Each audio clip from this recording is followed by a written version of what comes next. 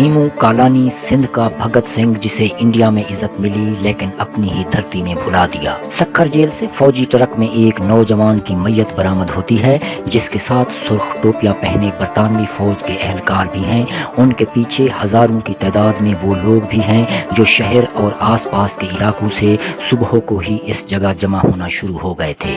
मैयत फूलों की पत्तियों से लदी हुई है और सिर्फ चेहरा नजर आ रहा है, जिससे अंदाजा होता है कि इस शख्स की उम्र 19 या 20 साल के करीब है। हीमू कालानी नामी इस नौजवान का शुमार तहरीक आज़ादी के सबसे कम उम्र कारकुनों में होता है। उन्होंने फांसी की सजा पाने के वक्त महज मैट्रिक का इम्तहान पास कर रखा था। हीमू का पूरा नाम हेमंत दास कालानी था और वो पीसू मल कालानी के घर पैदा हुए। उन्हें प्यार से हीमू पुकारा जाता था और उनके वालिद ठेकेदारी का काम करते थे। बाज़ हवालों में हीमू की तारीख पैदाइश 11 मार्च 1923 बताई गई है, जबकि सक्खर के सहाफ़ी मुमताज़ बुखारी का कहना है कि गवर्नमेंट म्यूनिसिपल हाई स्कूल के दाखिला रजिस्टर में हीमू की तारीख पैदाइश 22 फरवरी 1922 है। इस स्कूल का पुराना नाम म्यूज स्कूल था और यहीं से हीमू ने मैट्रिक का इम्तिहान दिया था। दौरान तालीम हीमू अखाड़े में उतरते और उन्होंने क्रिश्चियन मंडल अखाड़े में दाखिला ले रखा था। हीमू के बाद दोस्तों ने लिखा है कि वो तैराकी के माहिर थे और दरियाए सिंध भी अबूर कर सकते थे। इंडियन पार्लियामान के जारी करदा एक किताबचे के मुताबिक हीमू कालानी पर उनके चचा डॉक्टर मंघाराम कालानी का असर रहा, जो तलबा तंजीम सेवराज सिन्हा से वाबस्ता थे। फितुमल टेकचंदानी वीर माता का बहादुर बेटा के उन्वान से 1981 में एक मजमून लिखते हैं कि इस तंजीम में 19 और 20 साल से लेकर 25 साल तक की उम्र के हाई स्कूल और कॉलेज के तालिब इल्म शामिल होते थे और इस तंजीम का मकसद नौजवानों में देशभक्ति का जज्बा जगाना था। तारीख सक्खर में मोलाई शिदाई लिखते हैं कि हिंदुस्तान में जो भी तहरीकें चलाई जाती उनका असर कराची, हैदराबाद और सक्खर पर पड़ता था, क्योंकि कराची बम्बई के करीब था जबकि सक्खर को लाहौर के करीब तस्वुर किया जाता था। सिंध भी सन 1843 से लेकर 1936 तक अंग्रेजों में बनाए गए बम्बई सूबे का हिस्सा रहा। तहरीक पाकिस्तान में सिंध का किरदार के मुसन्निफ प्रोफेसर मोहम्मद लाइक जरदारी लिखते हैं कि जब 1857 की जंग आज़ादी शुरू हुई तो इसका असर सिंध के बड़े शहरों कराची, हैदराबाद, शिकारपुर, जैकबाबाद में भी महसूस हुआ। इसी दौरान 14 सितंबर को 24 मकामी सिपाहियों का पता लगा जिन्होंने कराची में जनरल कमांडिंग कमिश्नर और दीगर अफसरान पर हमले की मंसूबाबंदी की थी। उनमें से 14 को फांसी दी गई, 3 को कत्ल और 4 को तोप से उड़ा दिया गया। प्रोफेसर मोहम्मद लाइक जरदारी लिखते हैं, हैदराबाद में बागियों ने किले पर कब्जे का मंसूबा बनाया था ताकि उसके बाद दिल्ली के लाल किले की तरह महाज बनाएं और उसके बाद जैकबाबाद, सक्खर, शिकारपुर में बगावत की जाए। ये खबर फौज के ब्रिगेडियर तक पहुंच गई और बागियों के सरबराहों को तोप से उड़ाया गया। शिकारपुर में बागियों ने 3 यूरोपीय शहरियों को निशाना बनाया, लेकिन उन्हें भी गिरफ्तार करके तोप से उड़ाया गया। इसी तरह सक्खर में बागियों के कासिद को दरिया किनारे गिरफ्तार करके फांसी दी गई। यूं बगावत की कोशिशें होती रहीं। पीर अली मोहम्मद राशिदी अपनी यादाश्तों पर मबनी किताब में लिखते हैं कि सक्खर के आज़ाद मैदान में वक्त के 3 बड़े रहनुमाओं ने इज्तिमात किए। यहाँ गांधी ने तकरीर की,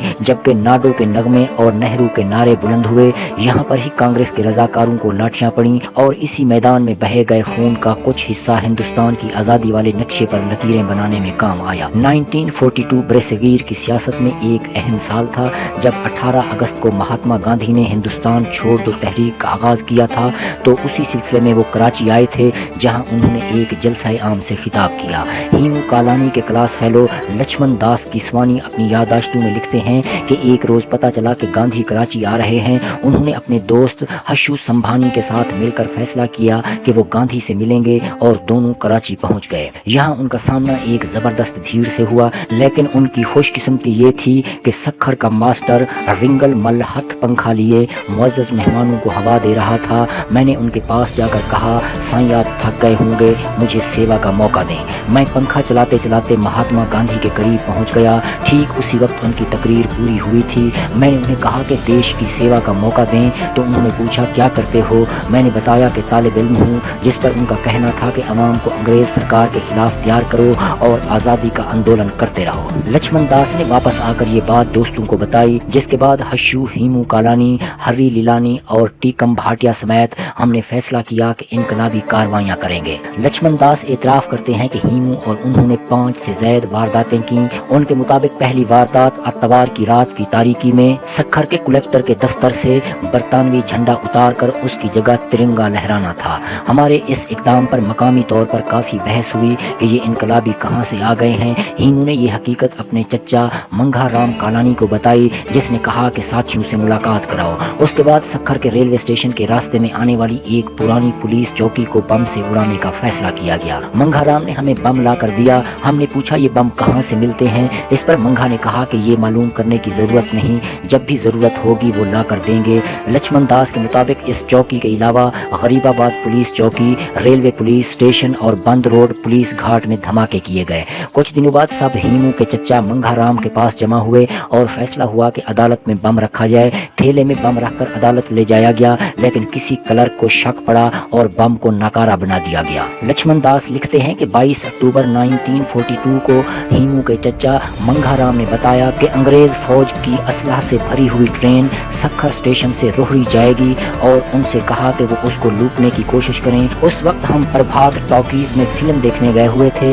वक्फे में बाहर मौजूद हीमू और हरी ने ये बात बताई। हमने सक्खर के पुराने दरवाजे से थोड़ी दूर पटरी की प्लेट से बुलेट खोलना शुरू किए। पाना छोटा था इसलिए बार बार घूम जाता था। हम पांचों ने ताकत लगाकर मुश्किल से बुलेट ढीले किए ही थे कि एक फौजी ने बत्ती मारकर आवाज दी, कौन हो। हम चारों हरी हशू टीकम एकदम छलांग लगाकर फरार हो गए, लेकिन हीमू मालूम नहीं क्यों रुक गया और पुलिस की गिरफ्त में आ गया। जेठू लालवानी लिखते हैं कि दरअसल ठक ठक की आवाज सुनकर करीबी बिस्किट फैक्ट्री के चौकीदार ने पुलिस को टेलीफोन करके इतला दी थी, जबकि हीमू के भाई टीक चंद का कहना था कि चौकीदार ने ही हीमू को पकड़ा और पुलिस के हवाले किया। तहाँ पुलिस रिकॉर्ड में इसकी गिरफ्तारी बजरिया पुलिस दिखाई गई। सुबह को अखबारात में खबर शाये हुई कि क्वेटा जाने वाली ट्रेन को गिराने की कोशिश नाकाम, एक बागी को गिरफ्तार कर लिया गया। हीमू कालानी के साथ इस वारदात में कौन कौन शरीक थे, हीमू ने वो नाम ज़हर नहीं किए। बरसों बाद लक्ष्मण दास ने अपनी याददाश्तें लिखकर दावा किया कि वो और उनके दोस्त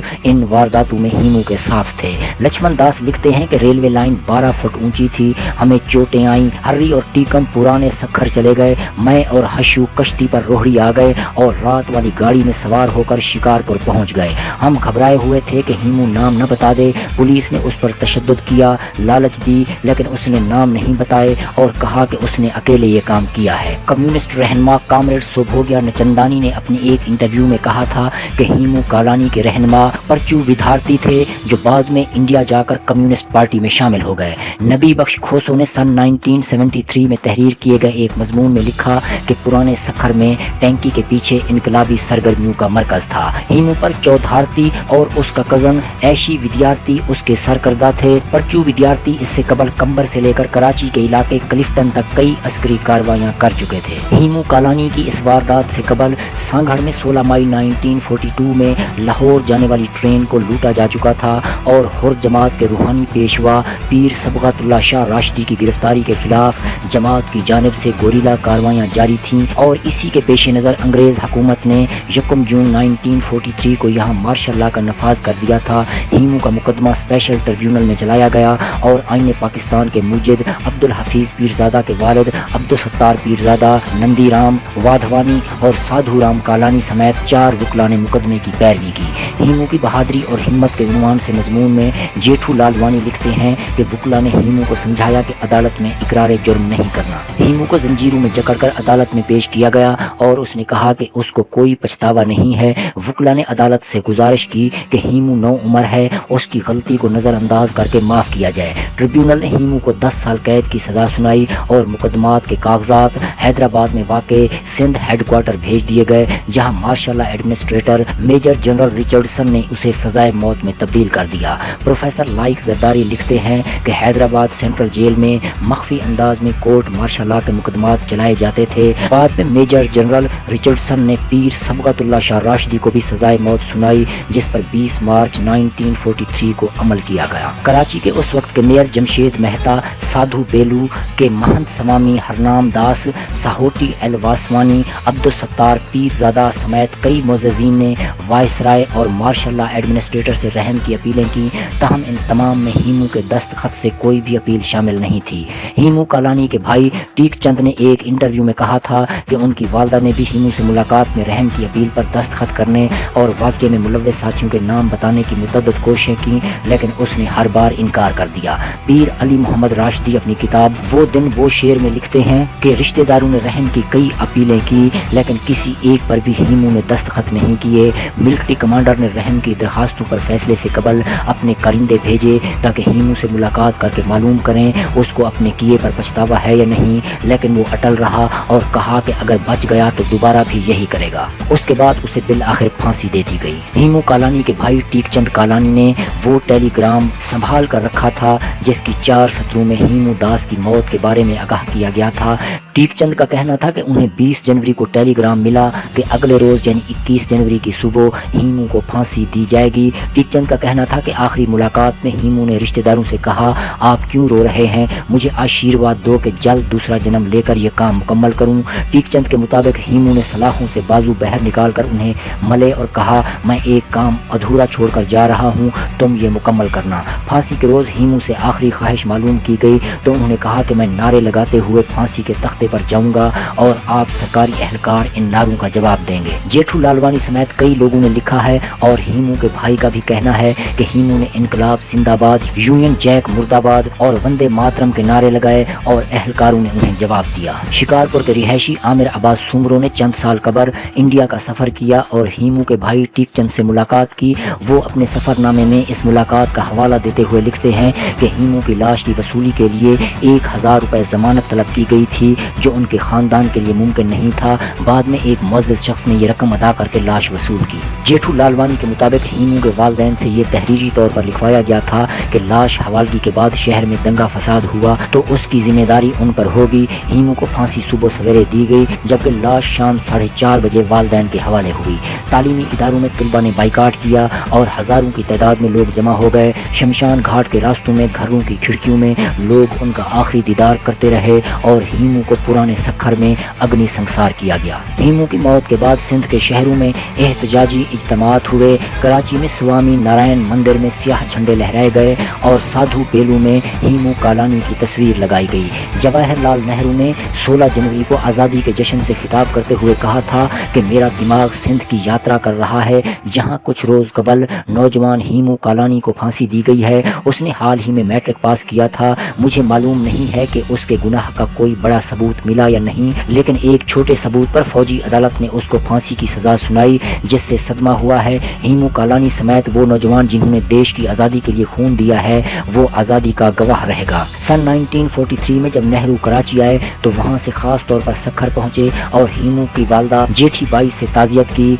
सुभाष चंद्र बोस की आज़ाद हिंद फौज के कप्तान ढलमन ने उन्हें गोल्ड मेडल दिया और यूं हीमू को सिंध का भगत सिंह करार दिया गया। बरे-सगीर के बंटवारे के बाद जब सिंध से हिंदू आबादी ने इंडिया की तरफ नकल मकानी की तो आज़ादी के इस सिपाही का खानदान भी वो धरती छोड़ गया जिसके लिए उसके बेटे ने कुर्बानी दी थी। मुंबई में मुकीम सिंधी जबान के शायर निंद जुएरी ने BBC को बताया कि हीमू के वालिदैन का घर मुंबई में उनके घर के पीछे होता था और हीमू के वालिद पीसूमल की सीमेंट, रेत और बजरी की दुकान थी। 1963 में मैंने ये इलाका छोड़ दिया था और वो भी दूसरी जगह मुंतकिल हो गए। छोटा भाई टीकचंद कुछ अरसा कबल इंतकाल कर गया। सन 1960 में हुकूमत ने एक प्लाट अलाट किया था जहां तमाम दोस्तों ने हीमू कालानी यादगार मंडल बनाया और अब वहां 6 मंजिला इमारत है जिसमें कंप्यूटर कॉलेज भी है और हीमू की भाभी कुमला उसकी ट्रस्टी हैं। आमिर अब्बास लिखते हैं कि टीकचंद कालानी ने उन्हें बताया कि चंबूर की कैंप में लोगों को मालूम नहीं था कि हीमू कौन है। वो हर साल उसकी बरसी मनाते रहे।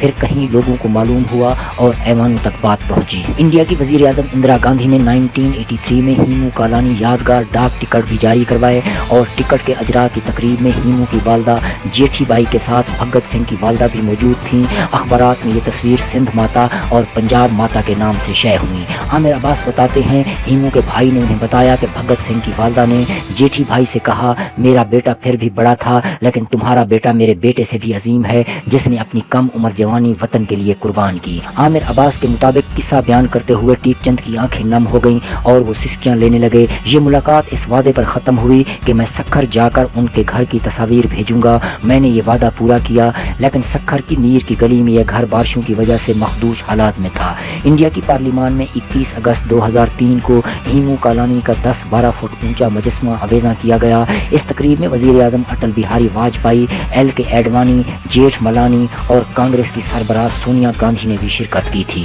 अल्हास नगर में वैंस चौक का नाम हीमू के नाम से मंसूब किया गया है, जबकि इंडिया के मुख्तलिफ शहरों में 1 दर्जन से ज़ायद सड़कें और तालीमी इदारे हीमू कालानी के नाम से मंसूब हैं। पाकिस्तान में सक्खर में दरियाए सिंध के किनारे वाक़ लोक्स पार्क का नाम हीमू कालानी पार्क रखा गया था, लेकिन बाद में इसको मोहम्मद बिन कासिम से मंसूब कर दिया गया। इस तरह हीमू कालानी आज सिंध के शायरी और अदब में तो मौजूद है, लेकिन अपनी जन्मभूमि से लापता है।